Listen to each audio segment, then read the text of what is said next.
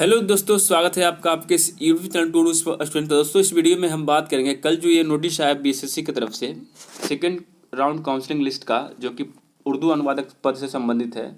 तो इसमें कई सारे छात्र का ये कहना है कि क्या इसका जो है फर्स्ट काउंसलिंग लिस्ट के बाद मेरिट जारी हुआ या फिर नहीं, या फिर कितने पोस्ट की ये वैकेंसी थी। तो चलिए दोस्तों, इस वीडियो में हम जानेंगे कि आखिर ये कितने पोस्ट की वैकेंसी थी और ये सेकंड काउंसलिंग लिस्ट आखिर क्यों आया। ठीक है, उसके बाद फर्स्ट इंटर लेवल की जो केस विड्रॉ वाली बात है उसमें कितनी सच्चाई है और क्या है वो मैं आपको ज़रूर बताऊंगा। तो चलिए दोस्तों, सबसे पहले इसको स्टार्ट करते हैं। देखिए, यहाँ पे बताया गया है कि पद उर्दू अनुवादक हेतु लिखित परीक्षा के उपरांत योग्य पाए गए अभ्यर्थी में से जो काउंसलिंग दिनांक 3 मार्च और 4 मार्च को आयोजित की गई थी, जिसमें पर्याप्त संख्या में रिक्तियों के विरुद्ध योग्य अभ्यर्थी नहीं पाए गए और समीक्षोपरांत आयोग द्वारा विभिन्न कोटि की लिखित परीक्षा में शेष सफल अभ्यर्थियों में से मेधानुसार निम्नलिखित अनुक्रमांक वाले अभ्यर्थियों को काउंसलिंग लिस्ट के लिए जो है आमंत्रित किया जाता है। दोस्तों, यहाँ पे टोटल अगर कैंडिडेट की बात करें तो 308 कैंडिडेट को यहाँ पे बुलाया गया है सेकंड काउंसलिंग लिस्ट के लिए, और उसके बाद उनकी जो डिटेल्स है वो सारी चीज़ें यहाँ पे बात की गई। दोस्तों, यहाँ पे सबसे महत्वपूर्ण बात यह है कि ये जो वैकेंसी आई थी तो इसके विज्ञापन में साफ सुथरा लिखा था कि जो न्यू एनसीएल है वो एक्सेप्ट नहीं होगा, यानी कि जो अंतिम तिथि होगी फॉर्म भरने का उसी तिथि पर इसमें आपको जमा करना होगा जो भी एनसीएल सर्टिफिकेट है। ठीक है, तो दोस्तों इसके पहले कितने लोगों को बुलाया गया था और अभी इतने लोगों को बुलाने की क्या जरूरत है, तो यही दोस्तों हम लोग उसको स्टार्ट करते हैं। तो दोस्तों, ये है वो लिस्ट जो फर्स्ट टाइम आया था काउंसलिंग लिस्ट के लिए। 21 फरवरी 2022 को एक नोटिस आया था जिसमें बताया गया था कि उर्दू अनुवादक की लिखित परीक्षा के उपरांत योग्य पाए गए 182 अभ्यर्थियों की जो काउंसलिंग है वो 3 मार्च एवं 4 मार्च को आयोग कार्यालय में निर्धारित है। योग्य पाए गए अभ्यर्थियों की सूची विस्तृत कार्यक्रम के साथ आयोग के वेबसाइट पर प्रदर्शित है। दोस्तों, यहाँ पर टोटल 182 को ही बुलाया गया था और टोटल सीटों की संख्या कितनी है वो भी मैं इस वीडियो में बता दूंगा। तो देखिए, तो 182 को बुलाया गया, लेकिन उसके बाद फिर 308 को बुलाया गया, यानी कि इसके दोगुना से भी ज़्यादा कैंडिडेट को फिर दोबारा बुलाने की जरूरत क्या पड़ी और कितने वैकेंसी थी इस पोस्ट के लिए, तो ये हम इसको भी जान लेते हैं। तो दोस्तों, ये रहा वो विज्ञापन जो कि विज्ञापन संख्या 2/2019 है, और यहाँ पर उर्दू अनुवादक के पद के लिए टोटल 202 पदों की बहाली आई थी, यानी यहाँ पे ओनली 202 पदों की बहाली थी, जिसमें 182 को पहले बुलाया गया। सोच लीजिए, 202 के विरुद्ध जो 182 को बुलाया गया, फिर उसके बाद 308 को बुलाया गया।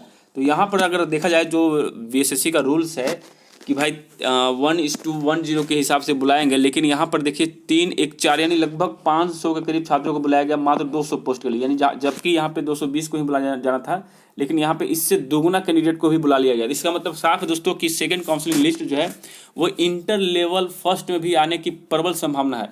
अब ये फर्स्ट इंटर लेवल में जो है काउंसलिंग लिस्ट, जो सेकंड काउंसलिंग लिस्ट है वो मेरिट के बाद आएगी या फिर पहले आएगी, इसकी सूचना मैं नहीं दे सकता, लेकिन इतना तय है दोस्तों कि सेकंड काउंसलिंग लिस्ट बिल्कुल होगी, क्योंकि यहाँ पर सीटों को भरने का मेन लक्ष्य रखा गया है।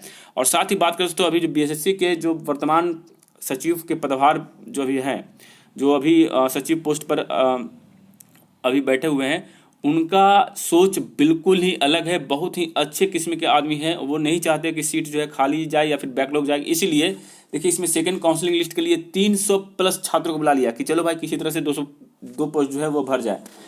हो सकता है कि 182 छात्रों में से बहुत कम लोगों का सिलेक्शन उसमें हुआ हो।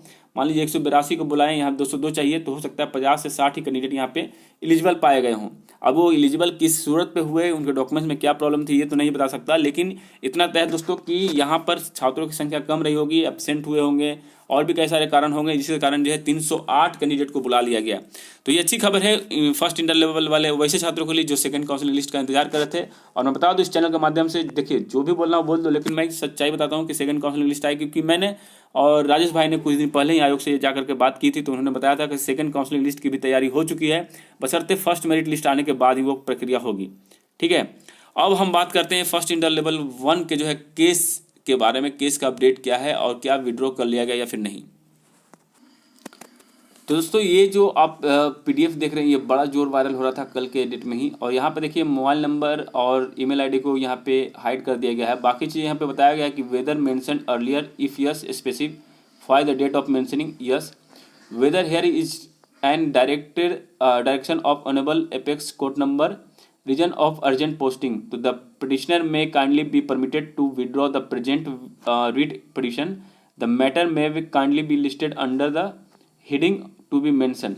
तो दोस्तों, यहाँ पे हर चीज़ देखने को मिल रहा है। दोस्तों, ये मैटर बताया गया कि किस मैटर के लिए केस किया गया था। उसके बाद यहाँ पे सिग्नेचर अलका वर्मा का है, लेकिन कुछ छात्र का कहना है कि ये फेक है और इसमें कोई मुहर वगैरह नहीं है। तो देखिए दोस्तों, अब ये फेक है या फिर सही है ये तो आप या हम नहीं बता सकते, ये तो पिटिशनर ही बताएगा। तो मैंने पिटिशनर के ही सहयोगी यानी कि अंबर कुमार, जो कि उस समय जो है फंडिंग का ये अभियान चलाए थे, तो उनसे हमने कल संपर्क किया। तो उन्होंने कहा कि ये केस विड्रॉ कर लिया गया है। अब इसकी सूचना जो है आज आपको देर शाम तक मिल जाएगी, क्योंकि आज 27 तारीख है और कल अगर लिस्टिंग होती है, सुनवाई होती है, तो उसकी जो कॉज लिस्ट है वो आज जारी कर दी जाएगी दोस्तों। लेकिन मैं इसको अभी फिलहाल इसी को सत्य मानता हूँ, बाकी आप लोग जो समझें। क्योंकि देखिए दोस्तों, अगर वो केस विड्रॉ नहीं करते तो वो आंदोलन नहीं करते और ना ही किसी नेता के पास जाते हैं, क्योंकि एक तरफ मामला कोर्ट में चला करके दूसरी तरफ आप आंदोलन वगैरह नहीं कर सकते हैं। तो जाहिर सी बात है, केस विड्रॉ का प्रोसेस जो है वो चालू हो चुका है और हो भी गया होगा। ये अब कोर्ट डिपेंड करता है कोर्ट के ऊपर कि वो विड्रॉ करती है या फिर नहीं करती है, ठीक है। तो इतना समझ लीजिए दोस्तों, इसको हम फेक नहीं मान रहे हैं, आप लोग को जो समझना है समझिए, ठीक है। अब हम बात करते हैं दोस्तों कि मेरिट लिस्ट कब तक आने की संभावना है। अगर ये सत्य है, जैसे कि ये अगर सत्य है, तो मेरिट लिस्ट कब तक आ सकती है दोस्तों। अगर ये सत्य है, केस विड्रॉ हो जाती है और स्टेज जो लगा हुआ है या फिर अंतरिम आदेश हट जाता है, तो आपको मैं बता दूं कि 10 से 12 दिनों में आपका मेरिट लिस्ट जारी कर दिया जा सकता है, ठीक है। तो ये थी अपडेट दोस्तों। अब चलिए बढ़ते हैं अगले खबरों पर। अगली खबर ये है दोस्तों कि कृषि विभाग में 2667 पदों पर जल्द होगी नियुक्ति। मंत्री ने कहा, कौन मंत्री के हैं तो ये देख सकते हैं दोस्तों।